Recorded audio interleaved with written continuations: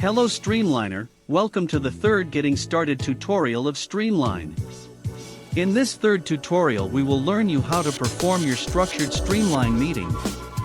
After this tutorial you will know how to progress through the meeting agenda, you will know if you are ahead of schedule or risking overdue, and you will know where to find relevant information during the meeting. So thanks to previous tutorial, we've got a structured Streamline meeting.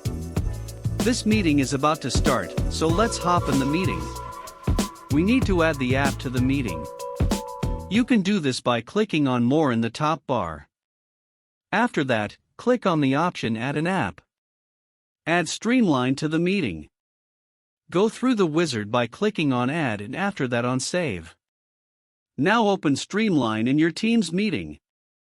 Streamline will show up on the right side of your meeting screen. Streamline shows you real-time information about your current meeting. In the Progress Meeting section, you'll find real-time forecasting where Streamline predicts if you will complete all agenda items within the reserved time or whether you'd be overdue. Below the Progress Meeting you will find the agenda items. The agenda items are separated in 3 sections. On top you will find the current agenda item. This is the agenda item that is currently being discussed. Under the current agenda item, you will find a drop-down section. This will open up all upcoming agenda items. You can find a summary of the agenda item, but you can also expand it to find more information about the upcoming agenda item.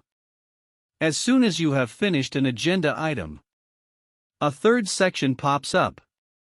These are the agenda items that are finished. This will make it possible to always look up what recently have been discussed. Each agenda item has its own counter. So you'll know how much time you have left until you have to progress to make sure you're not running out of time. Below the agenda items, you can find the roles that have been assigned to the participants. These participants have certain responsibilities in this meeting. On the bottom you can find your own quick action bar. You can choose to generate a OneNote based on the meeting structure to start making personal notes. Or you can open up the OneDrive folder where all the related information is stored. When you have gone through all the agenda items, Streamline will tell you how you did in this meeting.